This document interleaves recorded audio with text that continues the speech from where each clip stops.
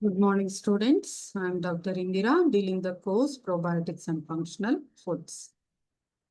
Today, we will see the topic that is the prevention and treatment of gastrointestinal bacterial infections. You all have an idea of gastrointestinal infections. So these are nothing but you all know it, there is diarrhea, dysentery. So they come under the gastrointestinal infections. So these are common global health problem. They affect the stomach and intestine and results in the diarrhea. So bacterial gastroenteritis or food poisoning. It is a bacterial infection of the digestive system, nothing but the stomach. So most gastrointestinal infections are not serious and resolve without treatment after a few days by taking the rest and drinking plenty of fluids, water, but some may require antibiotics. So in selected populations, these diarrheal diseases carry a high degree of morbidity and mortality. The elderly, young children, and people with chronic illnesses or compromised immune system, they become acutely dehydrated and require medical attention. So many bacteria, viruses, and parasites can infect the gastrointestinal system. Symptoms are similar. Differentiation among the various etiologies is very, very difficult. So we need to see what are the different pathogens causing various infections. Based on that, we need to prescribe the medication and treatment. So here the microorganisms that causes this gastrointestinal infections vary with the geographic region, degree of economic development, level of sanitation and hygiene standards. In developed countries like USA, we can observe the outbreaks of diarrhea. They are most often result of food poisoning. And many common gastrointestinal infections are caused by bacteria acquired by eating undercooked foods. And a person can get bacterial gastroenteritis after eating contaminated food or drinking or swallowing contaminated water. Because of these reasons, the bacterial infections occurs in the body. We'll see what are those types of bacteria which causes various gastrointestinal infections. The first pathogen, that is the E. coli, Escherichia coli. This occur in the undercooked beef and unwashed fruits and vegetables. And another one is the Shigella. This can be present in raw food, in contaminated water, including swimming pools. Next, Staphylococcus and Salmonella. These are present in raw or undercooked meat, eggs, and dairy products.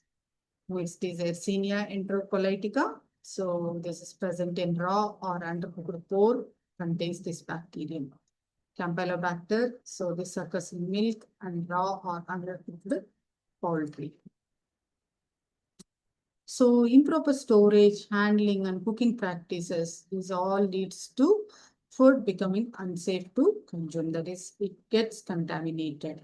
So bacterial gastroenteritis spreads quickly from person to person, and people can get the bacteria on their hands by handling contaminated food or water. Harmful bacteria are also present in the stools of individuals with bacterial enteritis. And what are the symptoms of this gastroenteritis?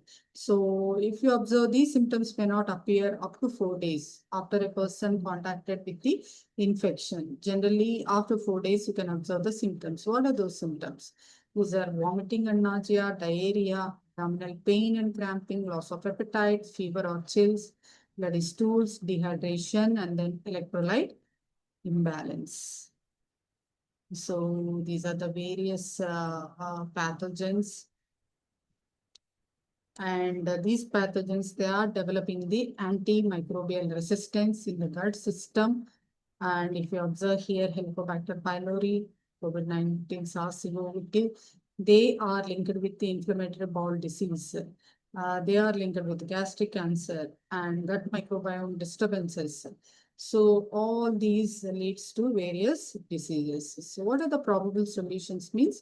You can prescribe the next generation probiotics. They are nothing but Snifila and then B. ovitis and then C. butyricum and B. fragilis, that is Bacillus fragilis and Lactobacillus solumantsi.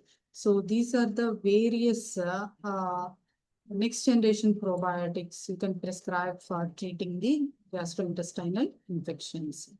So not only bacteria, viruses also causes the infections in the gastric system. So norovirus, it causes the gastroenteritis and account for many foodborne illness outbreaks.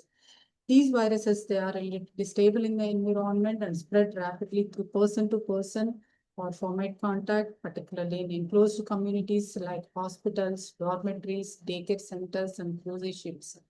So these viruses, they cause the infection.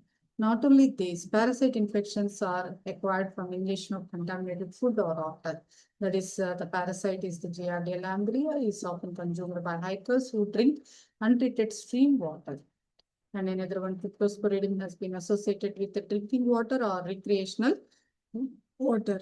Outbreaks of cyclospora and cytosiospora, they are associated with the consumption of contaminated food or water. So these parasites, they are more common in tropical and subtropical areas of the world. When people traveling to countries where the disease is endemic, may be at increased risk for infection. So antibiotics, these are the choice for treating these infections, particularly Campylobacter, Shigella, Vibrio cholera, and Salmonella or toxigenic E. coli. So they are treated by using antibiotics. Gastrointestinal parasitic infections are treated with appropriate antiparasitic medication to help eliminate these parasites. And what are the treatments for these infectious diarrhea? Generally, the probiotics. So this is the alternative source compared with the antibiotics. Multiple single strain and multi-strain probiotics, they reduce the acute diarrhea in children. And Saccharomyces boulardii, this is the most effective probiotic strain. And other are Lactobacillus reuteri, Bifidobacterium lactis, Lactobacillus species, Bifidobacterium species, Saccharomyces, Bacillus, Enterococcus, and Clostridium. All these are effective. And these probiotics decrease the duration of diarrhea and length of hospitalization. And dose and timing of probiotic administration, they impact their effect. And available studies suggest that Boulardii is more efficacious and uh, used for treating the acute diarrhea. And another infection, that is the antibiotic associated diarrhea. So that means the strains are developing resistance towards these antibiotics. In such cases, Saccharomyces boulardii, Lactobacillus rhamnosus, GG, and probiotic mixtures were found in particularly effective in one meta-analysis. And the probiotic, another formulation, that is probiotic drink containing Lactobacillus casei DN14001, was effective in preventing the antibiotic associated diarrhea. The dose and timing of probiotic administration impact their effect on this antibiotic associated diarrhea. Generally, the dose is more than 5 billion coliform units per day, and when administered within 2 days of antibiotic treatment for elderly adults. And another one is the Clostridium difficile infection. So in this case, Saccharomyces boulardii has been shown to produce a protease that inhibits the pathogenic toxins A and B, which may underlie its potential benefit in Clostridium difficile infection. And American Gastroenterological Association, they recommended that single or multi-strain probiotic formulations for prevention of Clostridium difficile infection in patients receiving antibiotics. They prescribed Saccharomyces boulardii, Lactobacillus acidophilus plus Lactobacillus casei, Lactobacillus acidophilus plus Lactobacillus delbrueckii, vulgaricus, and Bifidobacterium bifidium. And another combination is the Lactobacillus acidophilus, delbrueckii, vulgaricus, bifidium, and Streptococcus salivarius, and Thermophilus.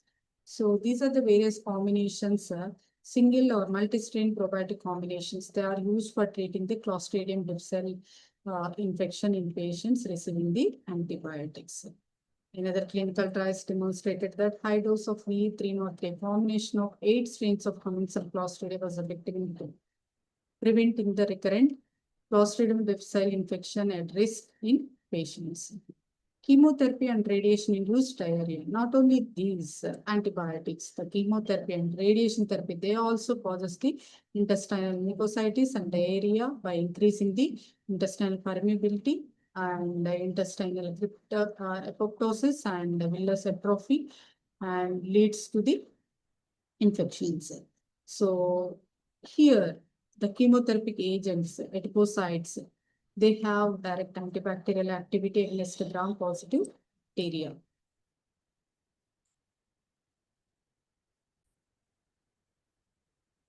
So here the probiotic strains, particularly Lactobacillus acidophilus, Bifidobacterium bifidum, and then Bacillus longum, and multistrain probiotic including Paracassi, Plantarum acidophilus, Helveticus longum, and Brevi, and then Infantitis and the Thermophilus. These are the multistrain probiotics used for treating this chemotherapy and radiation-induced diarrhea. And another one, symbiotic. Symbiotic is nothing but combination of probiotic and prebiotic. Here, probiotic is Lactobacillus acidophilus and prebiotic is the lactulose. They are effective in reducing the radiation-associated diarrhea. Thank you.